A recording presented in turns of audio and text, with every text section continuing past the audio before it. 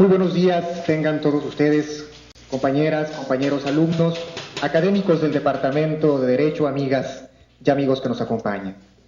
En el marco del 52 aniversario del Departamento de Derecho de la Universidad de Sonora, y como primera actividad de las jornadas universitarias para la reforma de la justicia,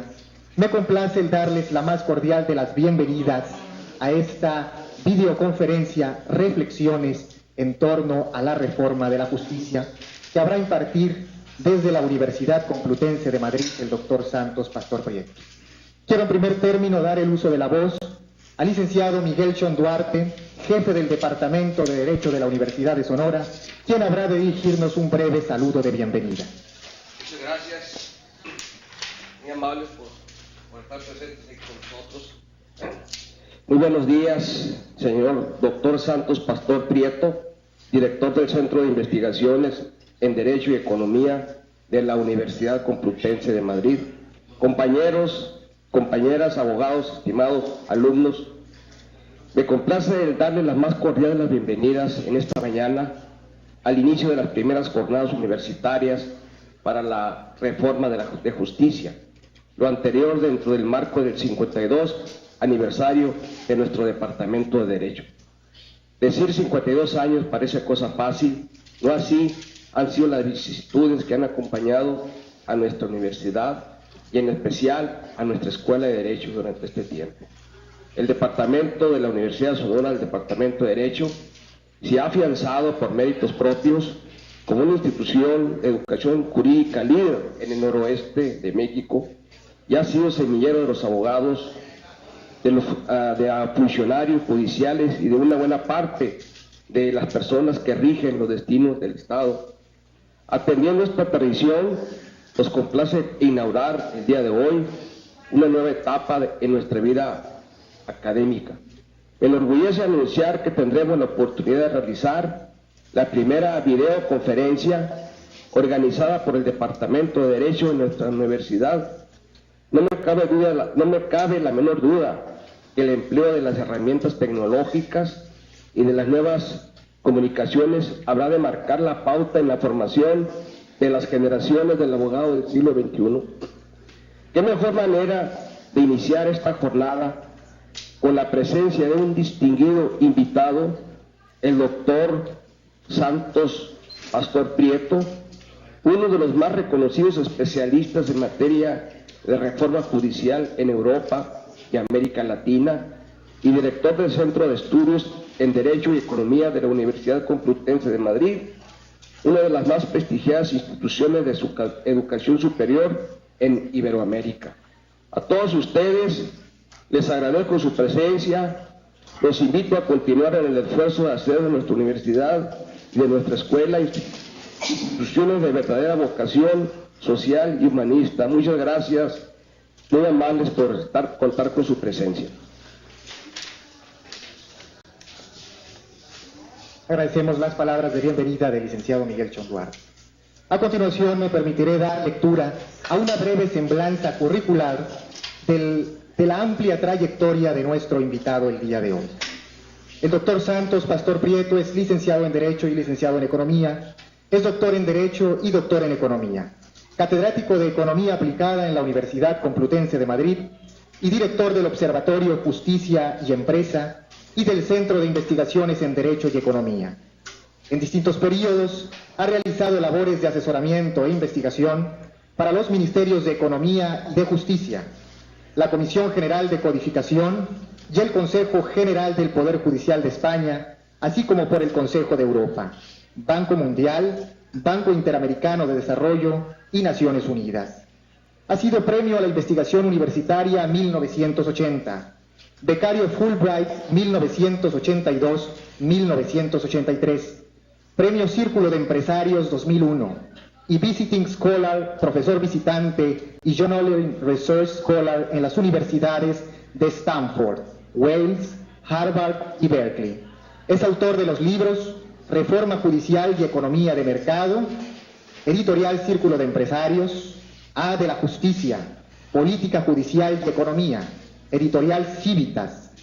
y Sistema Jurídico y Economía de la Editorial Tecnos. y de algo más de 60 artículos sobre economía, política y reforma judicial, análisis económico del derecho, economía del sector público y regulación económica. Es vocal del Consejo de Redacción y evaluador de revistas de su especialidad y cofundador del European Research Network on Judicial Systems y la European Association of Law and Economics. Actualmente trabaja en la evaluación y mejora del desempeño de los sistemas judiciales y sus efectos en el crecimiento económico, así como en cuestiones de derecho y economía de la competencia. Es colaborador del Grupo contra la Pobreza de la Infancia. Le damos la más cordial de las bienvenidas en esta mañana al doctor Santos Pastor Prieto.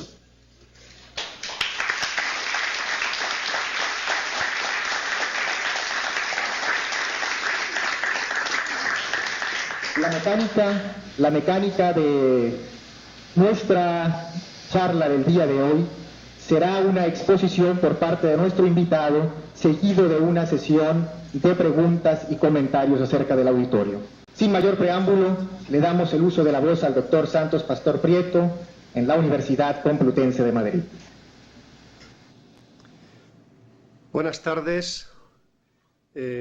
Uno ya es mayor. No sé si me oyen. ¿Me oyen? ¿Pueden hacer alguna señal diciendo que me oyen? Gracias. Con los años que tengo y la emoción que me surge de escuchar y de escuchar la presentación que ha hecho don Rafael Ramírez y la ilusión que me hace de tener esta comunicación entre nosotros, aunque sea con tantos kilómetros por medio, pero los medios de comunicación como este que estamos utilizando serán capaces de permitirnos que nos comuniquemos en la palabra y también en el corazón. Espero que esto sea una primera oportunidad y en la siguiente ocasión podamos o bien venir ustedes o bien ir yo o bien juntarnos a algún lugar del Atlántico donde podamos estar sin ningún tipo de tempestades. Conmigo está el doctor Jesús Robledo, que es un investigador del Centro de Investigaciones en Derecho y Economía de la Universidad Complutense de Madrid.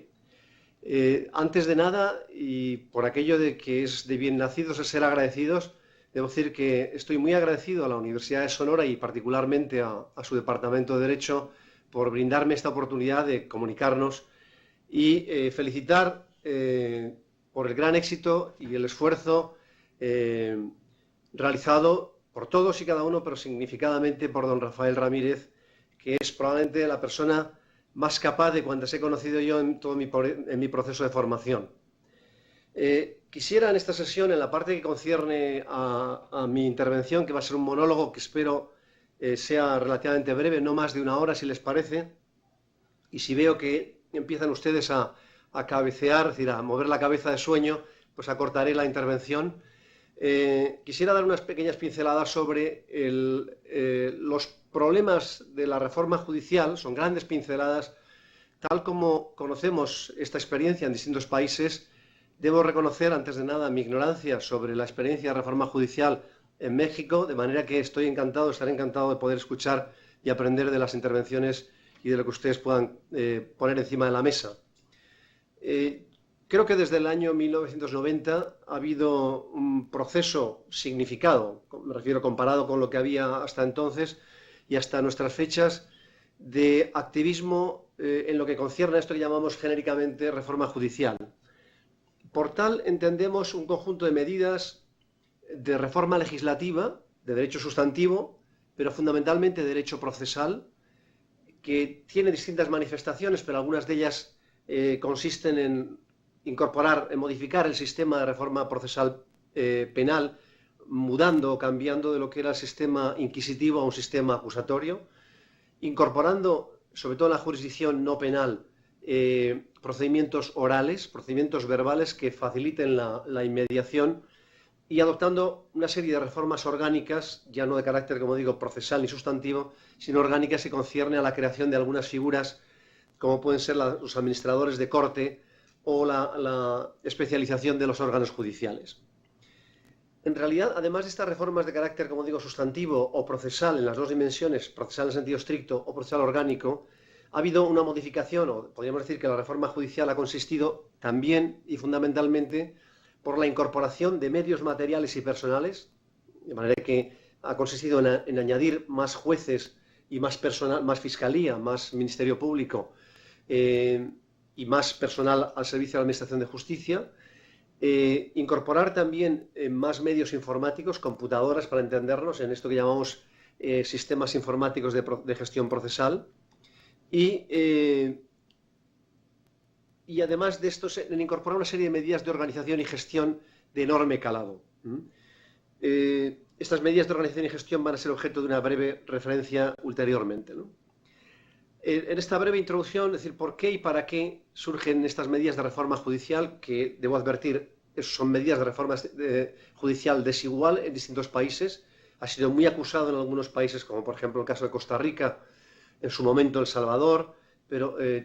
también muy notablemente en el caso de Chile, hasta donde yo conozco, Uruguay, y desigualmente el caso de, por ejemplo, de Argentina, ¿no? Desde luego, yo creo que prácticamente la región, repito, no hablaré de la reforma judicial en México porque lo que conozco es demasiado superficial y me parece que sería insultar su inteligencia, de manera que estaré encantado de escuchar lo que puedan y quieran ustedes amablemente contarnos para poder aprender unos de otros. Pero, como digo, estos procesos de reforma judicial que han acaecido en la región, genéricamente, con distintos grados de intensidad en unos países u otros, ha obedecido esta reforma judicial fundamentalmente a las quejas que había, tanto quejas internas como quejas de organismos internacionales y las organizaciones multilaterales, como pueden ser Naciones Unidas y Banco Mundial o Banco Interamericano, pero fundamentalmente por la presión interna en nuestros países que han demandado, primero, se han quejado de la deficiencia de la justicia que tenemos y, consecuentemente, han demandado una justicia mejor. Lo que sea esa justicia mejor, ahora veremos, porque probablemente no siempre hemos entendido por justicia mejor todos lo mismo, ¿no? Debo advertir que este fenómeno general, sobre el cual voy a hablar básicamente referido a Latinoamérica, con la excepción de no hablar, como he dicho antes, de México, si ustedes podemos hablar ulteriormente, como digo, pero también ha sido un fenómeno marcadamente acusado de reforma judicial en Europa y significadamente, por ejemplo, en el caso español, para que en Europa, por lo menos en la Europa occidental, ha habido procesos de reforma judicial en los últimos probablemente los últimos 10 años, para entendernos, en el caso español, probablemente los últimos 8 años, de manera significada, ¿no? Para que sobre eso haré referencia como manera de poner encima de la mesa casos de estudio, más que hablar de teoría general, ¿no? La pregunta es, bueno, después de estos 15 años, ¿qué hemos conseguido? La respuesta es depende por países y depende en qué órdenes, pero en términos generales hemos conseguido no mucho en relación a la cantidad de esfuerzos y las expectativas que había por la gente, ¿no? Voy a hacer un primer repaso general a lo que entiendo que son los rasgos fundamentales de lo que sería una buena reforma de la justicia y finalmente recapitularé o haré alguna breve referencia acerca de cuál es, a mi entender, o cuáles son los talones de Aquiles o los problemas fundamentales que han impedido que la reforma judicial haya llegado allá donde podía y, consecuentemente, a partir de ahí, pues aprenderemos para no incurrir en esos mismos errores y para tratar de sacar mejor provecho de estos procesos de reforma judicial que no solamente han empezado, pero no han terminado. Yo creo que una previsión razonable es pensar que por lo menos en los próximos 15 años tendremos, algunos países probablemente más tiempo, otros algo menor, pero en general tendremos todavía procesos de reforma judicial en los próximos 15 años. De manera que aquellos de ustedes que estén interesados en esta materia, bien sea desde el mundo del derecho, de la economía, como consultores o como académicos, sepan que hay una demanda de conocimiento, de capital humano, que les está esperando, o que está ya, me refiero a aquellos que no estén todavía, a los más jóvenes, que está esperando de su aportación, porque necesitamos mucho de todos ustedes. En nuestras sociedades necesitan de todos nosotros e incluso unas sociedades de otras. O sea que en este mundo de la relativa globalización es factible que algunos de ustedes nos hagan el favor de venir a España a enseñar un poco cómo debemos hacer las cosas y no pensar solamente en que somos capaces de reflexionar sobre un país aquellos que vivimos en el mismo país. Yo creo que es muy importante ver el sistema de justicia desde fuera. Bueno, brevemente contaré un poco qué es lo que entiendo que son aspectos fundamentales de esta reforma de la justicia, ¿no? Aun cuando presento un índice que es un poco extenso, les anticipo ya para su tranquilidad que no voy a hablar de todos estos temas, simplemente les apunto por dónde van a ir las cuestiones, ¿no? Yo diría que cuando hablamos de este conjunto de 9 temas que aquí aparecen, yo creo que aquí están los grandes temas o los grandes problemas que tenemos de entrada. Para empezar, en el punto 2, incorporamos la expresión sector justicia para recordarnos que este tema de la justicia no es una cuestión solo de las Cortes, sino que es un mosaico en el que estamos involucrados todos, las Cortes, por supuesto, los magistrados y jueces que trabajan en ellas, el personal que trabaja, me refiero al personal no judicial, pero también el Ministerio Público, también la Fiscalía, también la Defensoría Pública, cualesquiera que sea la denominación. De manera que esta es una feria en la que hay que contar, en la que hay varios feriantes, o es un drama en el que hay bastantes actores, y olvidarnos, ya advertiría que este es uno de los problemas, a mi entender, una de las razones que ha motivado parte de los fracasos en la reforma judicial, es no haber tenido en cuenta que en este drama de la reforma judicial, en sentido de dramaturgia, no me refiero en el sentido de tragedia, en esta obra teatral hay varios actores y que no haberlos tenido en cuenta todos da lugar a errores graves, ¿no? Hay cuestiones centrales en este tema de la justicia que concierne a los costes. Los empresarios, por ejemplo, un ámbito de trabajo en el que hemos trabajado el doctor Robledo y yo mismo y otros colegas, se quejan, y sospecho, es una mera conjetura, que en México también, los empresarios en España y en varios países europeos y en otros de otros lugares, se quejan de que la justicia es un mecanismo ineficaz, costoso, imprevisible y lento. Bueno, el coste es una referencia, una queja, un motivo de queja frecuente, ¿no?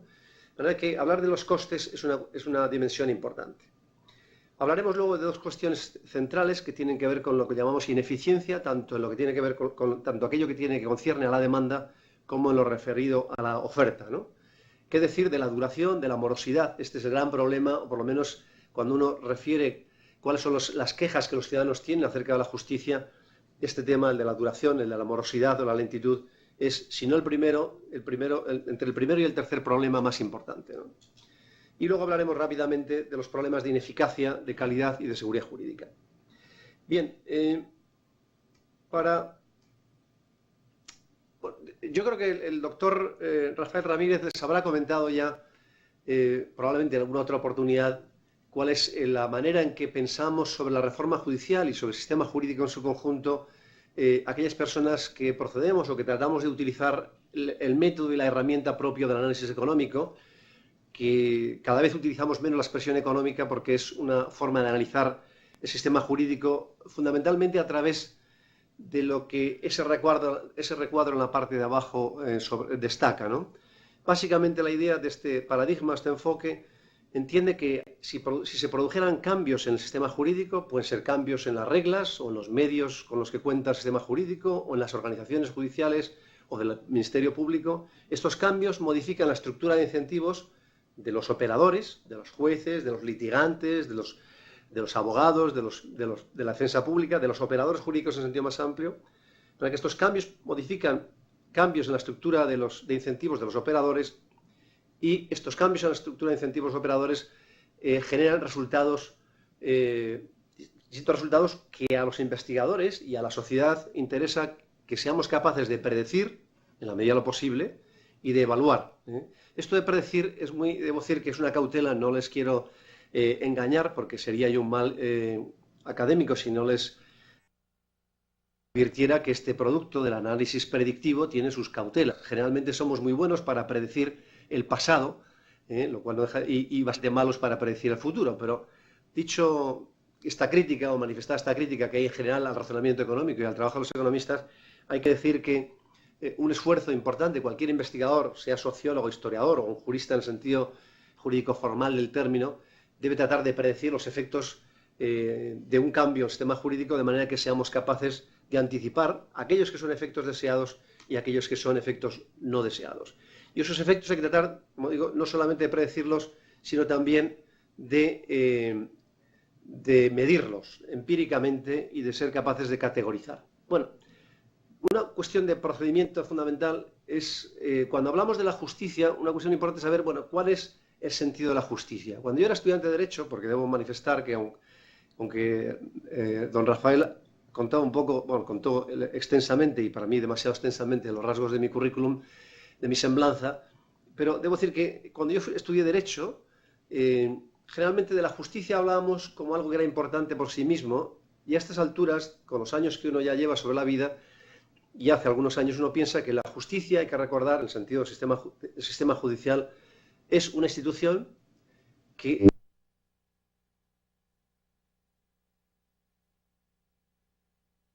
Bueno, ¿cuál es la función del sistema judicial? Porque la justicia no es importante por sí misma, sino en la medida en que sea capaz de resolver problemas que la sociedad tiene, ¿no? Y ahí advertimos algunos de los rasgos fundamentales. La función fundamental de la justicia es contribuir a hacer real, a hacer efectivo, lo que de otra manera no es más que un valor nominal del sistema jurídico. Las normas están muy bien sobre el papel, pero si no hay una herramienta, una institución encargada de asegurar que se cumpla, que son en definitiva los tribunales, no digo que sean los únicos, pero pero una pieza fundamental, pues como digo, esas normas no tienen valor social alguno, de manera que la cantidad de crímenes y de violaciones que tendremos serán mayor, porque aunque las normas estén muy bien definidas, muy bien diseñadas, sin embargo, no hay instituciones encargadas de hacer que se cumplan las leyes, ¿no?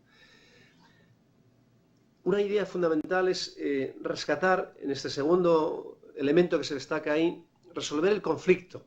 Generalmente en los tribunales, no sé cuál es la experiencia de ustedes, pero en mi país, en España y en otros lugares, he visto que los jueces y otros operadores destacan fundamentalmente una dimensión ritualista. O sea, por ejemplo, la función de los jueces puede ser, en parte, tratar de resolver el conflicto, tratando de acercar las posiciones de las partes, ¿no? Bueno, si la posición del juez fuera simplemente preguntar a la parte demandante y demandada, si están de acuerdo, y se limita a decir, no están de acuerdo, seguimos adelante, pues está haciendo algo distinto a lo que podría hacer un juez que además intentara acercar las posiciones de las partes, porque lo que las personas queremos, las personas que estamos involucradas en litigios, es que nos ayuden a resolver el conflicto, no disponer de una sentencia maravillosa unos cuantos años después, sino una sentencia que resuelva el conflicto y que no lo posponga, ¿no? Resolverlo rápidamente, resolverlo al menor coste social, y subrayo y iré aquí un poco más rápidamente, ¿no? Transmitiendo a los involucrados una sensación de que la impunidad no será permitida, ¿no? E inducir fundamentalmente la idea de que el sistema judicial sea utilizado solo y cuando no haya un mecanismo preferible o un mecanismo más valioso. En general, esta perspectiva del sistema judicial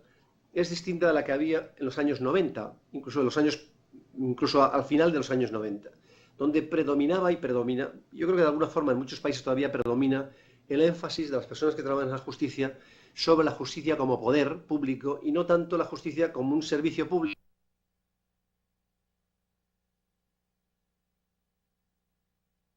De la manera más eficaz posible al servicio de la sociedad. Bien, simplemente recordar, como apuntaba al principio, que en este drama de la justicia estamos involucrados muchas personas, no solamente los jueces y los servidores judiciales, sino que también están involucrados los abogados, como decía, el Ministerio Público, el Ministerio Fiscal, los propios litigantes, la defensa pública. Bueno, en cuanto a los abogados, un par de ideas probablemente a destacar en este rápido repaso, ¿no?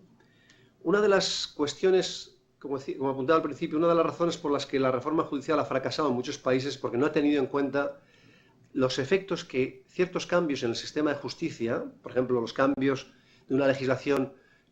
procesal que pasaba de un procedimiento escrito a un procedimiento oral en materia civil, ¿qué efectos iba a producir este cambio en la posición de los litigantes y de los abogados? Bueno, el no haber tenido en cuenta este aspecto ha dado lugar a que fracasen algunas reformas judiciales. Por ejemplo, los abogados han visto, en el caso español, de muy mala manera, que se establecieran algunos procedimientos que eran tan sencillos que no requerían la intervención de los abogados litigantes me refiero, ¿no? Bueno, socialmente, en términos de acceso a la justicia, lo que nos importa es que los abogados intervengan solo cuando el valor de su aportación justifique el coste en que hemos de incurrir, ¿no? Bueno, en este caso era importante incorporar esa reforma, pero se explicó poco, se hizo lo que se llama técnicamente, en teoría de las organizaciones, muy poca gestión del cambio y, consecuentemente, hubo una revuelta no desdeñable, no menor, de los abogados en campañas de información advirtiendo que esta era una forma de limitar el acceso a la justicia y otra serie de efectos nocivos, cuando en realidad la reforma era justamente lo contrario. Trataba de asegurar que los abogados intervinieran solo cuando su intervención fuera imprescindible. La idea fundamental es que los abogados, como los médicos, son un elemento fundamental a la hora de decidir si litigamos o no litigamos, perdón, si reclamamos o no reclamamos, y luego una vez que interponemos la demanda, si llegamos a un acuerdo o litigamos, y luego una vez que ganamos, que perdemos el juicio, si apelamos o recurrimos o no recurrimos. ¿Por qué? Pues porque, como en el caso cuando visitamos a un médico, a un doctor en medicina, y tenemos un dolor, un resfriado o una dolencia, nosotros no nos automedicamos, aunque no sé en México, pero en España hay mucha automedicación, ¿eh? Pero en principio cuando el tema es serio, nosotros decimos, me duele aquí, y el doctor nos analiza y dice, bueno, pues mire usted, debe llevarse a cabo una intervención quirúrgica o debe tomar usted un producto farmacéutico o un genérico de tal característica u otra. Pero el gasto sanitario, por ejemplo, el gasto farmacéutico en España y en la mayoría de los países del mundo, y sospecho que también en México, se explica en buena medida por la estructura de incentivos que tienen los médicos a la hora de prescribir recetas. Pues en el caso del acceso a la justicia, de los litigios, el que haya más reclamaciones o menos, el que haya más pleitos o más acuerdos, el que haya más apelaciones ante la instancia, la Corte de Apelación o eventualmente ante la Corte Suprema, depende crucialmente de los intereses que tengan los abogados en cuanto a esas materias, ¿no? Esta es la idea que a veces transmitimos con un mensaje que tiene muy poca popularidad, pero por lo sintético que es, al decir que la demanda de litigios es una demanda inducida, en el sentido que hacemos lo que nos digan los abogados que debemos hacer, sobre todo cuando somos legos, cuando no conocemos el derecho y nos fiamos, por tanto, de lo que nos digan nuestros abogados, ¿no? Bueno, hay muchos problemas en relación a los abogados, o hay muchos eventuales problemas. Sé que en México, por lo menos en lo que yo conozco, tienen una dicha y no sé si otra desdicha. Una de ellas que creo que en muchos lugares, en muchos estados, no es preceptivo estar colegiado, ser miembro de una barra no es obligatorio. Eso tiene ventajas, tiene un pequeño inconveniente, y es que supongo que en aquellos casos en los que no lleva acompañado por un sistema de registro podemos tener un problema de lo que llamamos técnicamente asimetría de información, y es que no sepamos si el abogado, si la persona que dice ser abogado lo es. De hecho, una buena compatriota suya, una buena amiga, me comentaba en una oportunidad en el mes de julio de un estado, no citaré por si acaso la expresión es impopular, decía que había lo que llamaban en aquel estado coyoteros, que no sé si les resulta familiar a algunos de ustedes en Sonora, pero en fin, la idea que me comentaba esta compatriota suya era que había una serie de personas alrededor de los tribunales que se hacían pasar por abogados y ofrecían sus servicios sin serlo. Bueno, el problema con los coyoteros, las personas por ejemplo, que no son abogados y que, como le comenté a esta compatriota suya, era que a lo mejor no es tan mala la idea de que tengamos esos profesionales, ¿no? Y que a lo mejor esas personas están ofreciendo un servicio que es socialmente positivo. Bueno, sencillamente quédense, si les parece, con la idea de que la reforma judicial, para que funcione bien, hace falta tener en cuenta cuál va a ser el efecto que tenga cualquiera de las reformas que incorporemos en la estructura de incentivos y motivaciones de los abogados, porque de lo contrario, si no tenemos en cuenta esto, podemos incurrir en graves errores. Lo mismo cabe decir del Ministerio Público, el Ministerio Fiscal. Yo creo que aquí podría decir que todo lo que se comente a propósito de las Cortes es replicable, mutatis mutandis, cambiando lo que hay que cambiar a propósito del Ministerio Público, ¿no? En general, una manera de evaluar si una reforma judicial ha sido positiva o negativa es tener algún marco de referencia, porque la gente dice, no, la reforma judicial en mi país ha estado bien, la otra dice, no, ha estado mal, ha estado desigual. Bueno, nosotros incorporamos una especie de 10 mandamientos de la buena justicia, en los cuales tratamos de sintetizar, son como 12 dimensiones, en realidad no son 10 mandamientos, son 12 mandamientos, ¿no?, de la buena justicia, en el que tratamos de sintetizar lo que sería aquello que tendríamos que mirar cada vez que evaluamos un cambio, una reforma judicial en Sonora o donde quiera que sea, ¿no? Es decir, de qué manera este cambio, añadir más jueces, incorporar más computadoras, cambiar la ley, la reforma, tener un sistema procesal penal acusatorio en lugar de inquisitivo o inquisitorial, que llaman algunos, cambiar el sistema procesal penal, perdón, el sistema procesal civil para hacerlo más, para hacer que predomine la inmediación. Bueno, cualesquiera que sea, nuestra pregunta debe ser, ¿estos cambios